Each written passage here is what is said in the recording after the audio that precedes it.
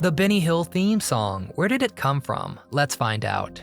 Did Benny Hill write the theme to The Benny Hill Show? I'm not sure yet, but we'll get there, because these are the strange but true stories behind TV's greatest theme songs of all time. Monkeys, and people say we monkey around. Because back then, you couldn't skip the intros to your shows, so we heard these famous songs a lot.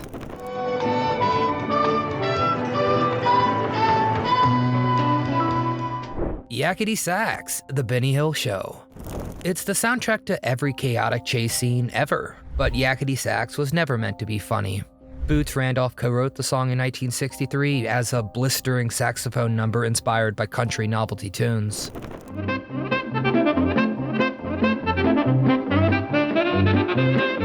Simply meant to show off his chops. The rapid-fire tempo, wailing sax, and zany energy made it a really fun instrumental, but not a hit. That is, until Benny Hill adopted it years later to accompany his famously sped-up chase scenes. And once paired with Hill's slapstick visuals, the song became instantly iconic. It turned into the universal language for comic mayhem, and it still shows up in parodies, memes, and blooper reels today.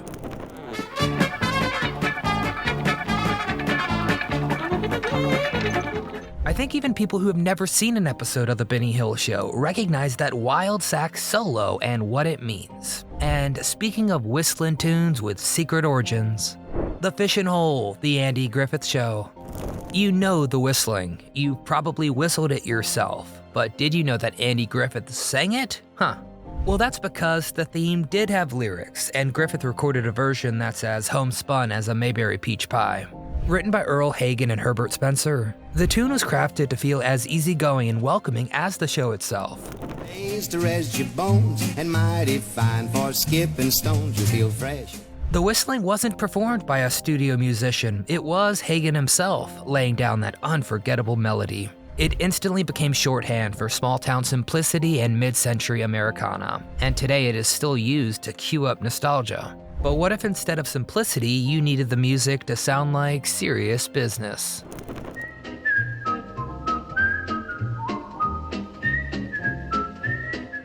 Dragnet theme, Dragnet.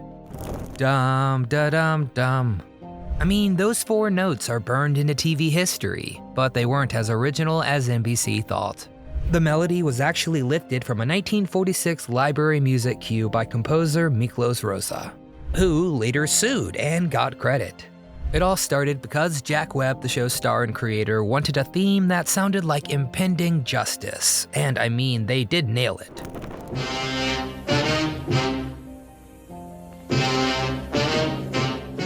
Composer Walter Schumann reworked it into something crisp and authoritative, like a badge in musical form.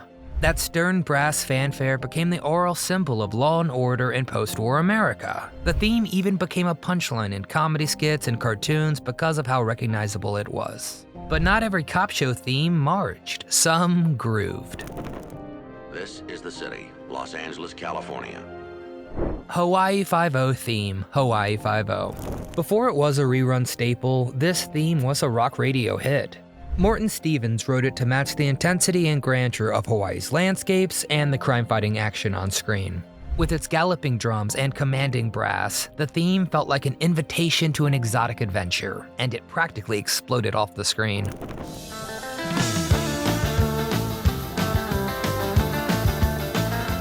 The Ventures released their surf rock version in 1969, and it climbed the charts to number 4. It became the unofficial national anthem of TV detectives everywhere, and even today, marching bands love it for its punch and power. Few instrumental themes could bring this kind of adrenaline, but if this one was bold and brassy, the next one is smoky and smooth.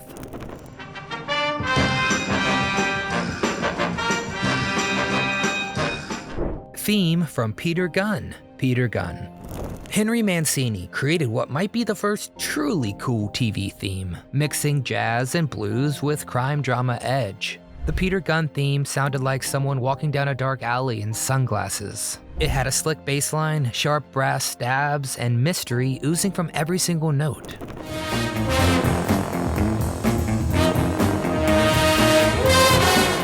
It defined noir cool and became a hit outside of TV. played by everyone from Emerson, Lake and Palmer to the Blues Brothers. That unmistakable rhythm laid the foundation for countless spy and action scores. And Mancini won the very first Grammy for Album of the Year because of it. And if you thought jazz couldn't top the charts, wait till you hear what funk did in this next one.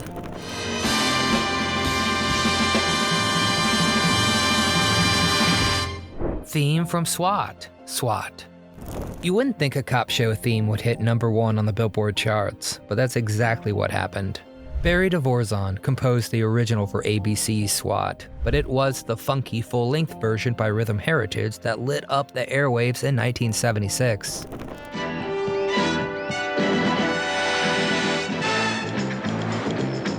At a time when disco ruled the dance floor, this theme brought the wah-wah guitars, punchy brass, and heavy bass lines of the genre into prime-time police action. The song captured a blend of streetwise toughness and toe-tapping swagger, and its success helped the show become more than just another procedural.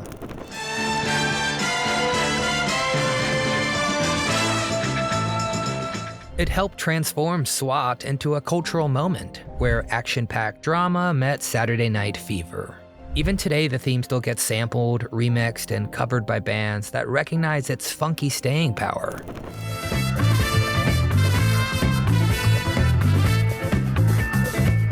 But if you thought that was surprising, wait till you hear about the song so good they renamed the show for it. Welcome back, Kotter. When producers asked John Sebastian, former frontman of The Lovin' Spoonful, to write a simple theme about a teacher returning to his old neighborhood, they expected something functional. But instead, he gave them Welcome Back, a song so warm and resonant that the studio tossed out the original show title of Kotter and renamed the entire thing to match the song. Come back. Your dreams were your ticket out.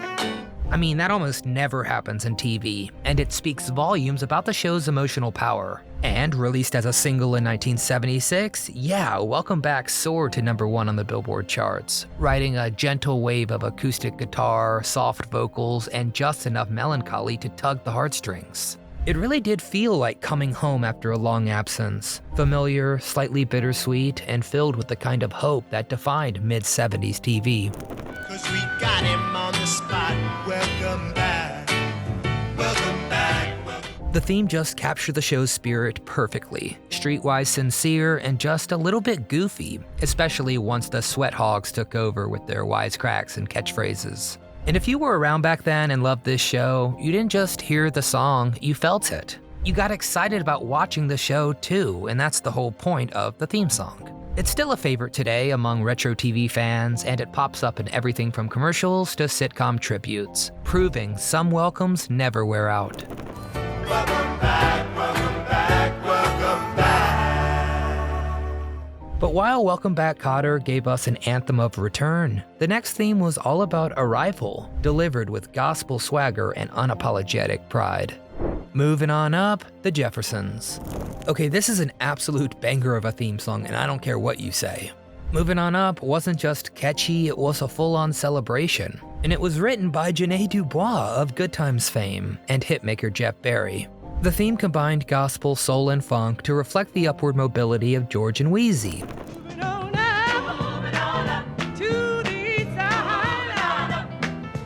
As they left behind working-class Queens for Manhattan luxury, in the sky. From the very first note, it screamed success, not quietly, but with church choir boldness and an organ swell that felt like a parade in their honor. Janae Dubois sang it herself, and her voice brought grit and glory in equal measure. Fish don't fry in the kitchen, beans don't burn on the grill. It wasn't about money, it was about pride, dignity, and finally getting what you've earned. Something that resonated deeply with audiences in the 1970s, especially during a time of massive cultural shifts. The song turned the Jeffersons' move into a movement, making every viewer feel like they too could someday claim their piece of the sky. Beans don't burn on the grill. It took a whole lot of trying. It's been sampled, parodied, and honored endlessly since, proving that when a theme song is that good, it does become timeless. But while the Jeffersons opened with gospel fire, the next show caught us off guard by hiding one of TV's darkest songs behind a gentle, wordless melody.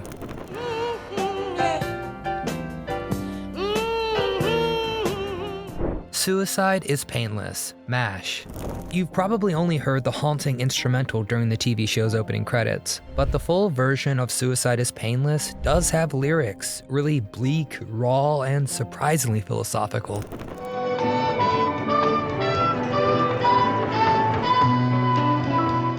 It first appeared in the original MASH film, where director Robert Altman wanted something so intentionally depressing it almost sounded ridiculous. His idea was to pair the horrors of war with a melody that felt soothing but also carried a hidden sting. And for the lyrics, he turned to his 14-year-old son Mike, claiming a teenager would know how to write something, quote, stupid enough. And the result was a strange masterpiece, a tune that's easy on the ears but loaded with existential dread.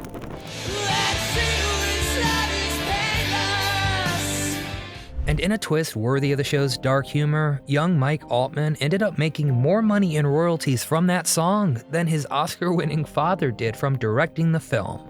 Even without lyrics, the theme became synonymous with the show's unique blend of comedy and tragedy.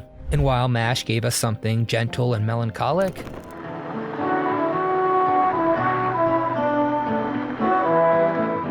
the next theme flew in wearing tights, hair tousled by the wind, with a voice full of pure early 80s hope.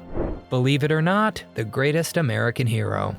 It sounds like a parody now, but in 1981, Believe It or Not was a full-on hit, and we mean hit.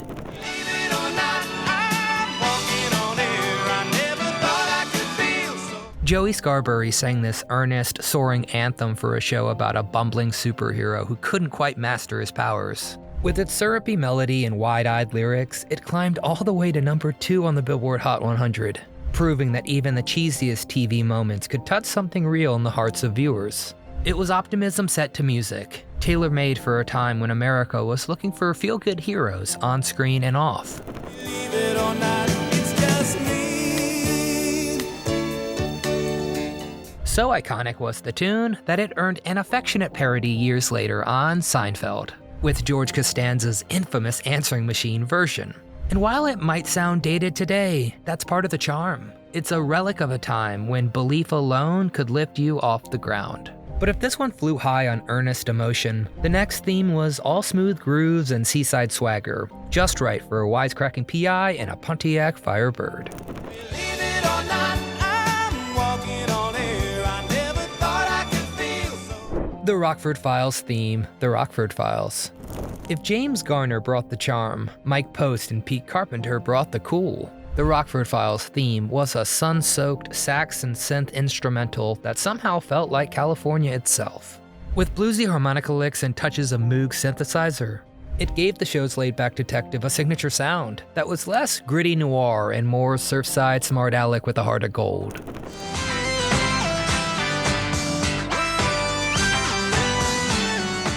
Released as a single, the theme sold over 1 million copies and earned a Grammy in 1975. No small feat for a song with no words and a guy who lived in a trailer. It was a smooth, unconventional match for a show that often flipped cop drama tropes on their head. Jim Rockford didn't carry a badge or a snub-nosed revolver. He carried lunch in a brown bag and probably owed his mechanic a ton of dough. And just as the Rockford theme embraced innovation,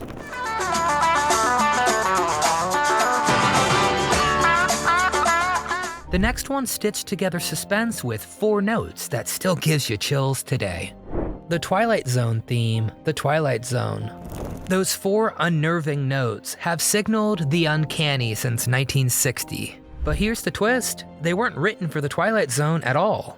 After replacing the show's original theme, producers just grabbed a pair of eerie stock music cues from French composer Marius Constant and stitched them together to create the otherworldly sound we all know today. You've just crossed over into the Twilight Zone. With its minimalist structure and dissonant rhythm, the tune just taps straight into our fear of the unknown. It's the oral equivalent of a cold chill on your spine, the kind of music that makes you glance over your shoulder even in daylight. And this theme has completely outlived the show's original run, finding new life in remakes, parodies, and even cell phone ringtones. You unlock this door with the key of imagination. Beyond it is another dimension. But where the Twilight Zone theme crept under your skin, the next one massaged your soul, with a piano so gentle it made even crime scenes feel poetic. Theme from Hill Street Blues, Hill Street Blues. When composer Mike Post suggested a gentle piano ballad for a show about gritty inner-city cops, executives thought he'd lost it. But Post knew exactly what he was doing. The Hill Street Blues theme opened with delicate keys and slowly swelled into something soulful.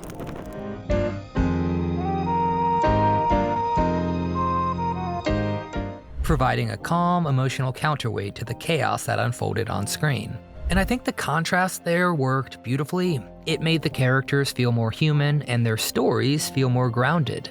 Audiences connected with that quiet intro, and so did the critics. The song reached the top 10 on the Billboard charts and won 2 Grammys back in 1981.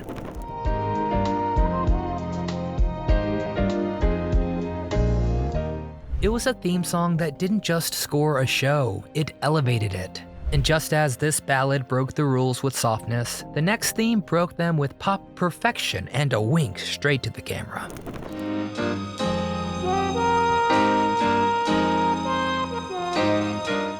Theme from the Monkees, The Monkees. Hey Hey We're the Monkees. They were a made-for-TV band, but their theme song made them real stars. Written by Tommy Boyce and Bobby Hart, the Monkees' theme was pure pop rocket fuel, snappy lyrics, catchy hooks, and a dash of Beatles-inspired swagger that made you sing along whether you liked it or not. We're monkeys, and people say we monkey around, but we're too busy. Though the band began as a marketing experiment, the music caught fire. The Monkees scored real hits and real fans, and their theme song became an anthem of the 1960s. It was just TV fun. It was playful, it was self-aware, and felt like a sitcom theme crossed with a radio jingle, and yet it stuck. Hey, hey, we're the monkeys, and people say we monkey around. And while the Monkees gave us pop parody at its peak, the next theme pushed things even further into downright absurd territory, complete with on-the-nose lyrics and a farm full of punchlines. Green Acres theme, Green Acres. Now here's a theme that didn't just set the tone, it was the tone. The Green Acres theme is part sitcom song, part musical number, and part comedy sketch. Spreading out so far and wide, keep Manhattan, just give me that countryside. All rolled into one gloriously weird minute. Sung by the stars themselves, Eddie Albert and Ava Gabor, it turns their clashing values into a duet. He wants farmland, she wants Fifth Avenue. It was a genius move that set up the entire premise before a single line of dialogue was ever spoken. New York is where I'd rather stay.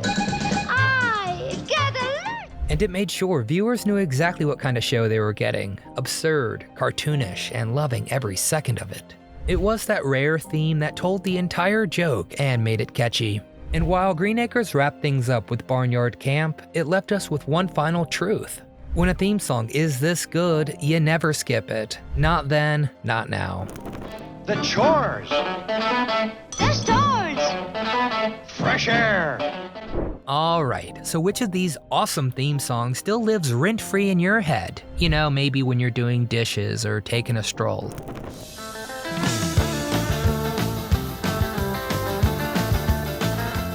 Did you know that the MASH lyrics were written by a teenager, or that SWAT's funky theme hit #1?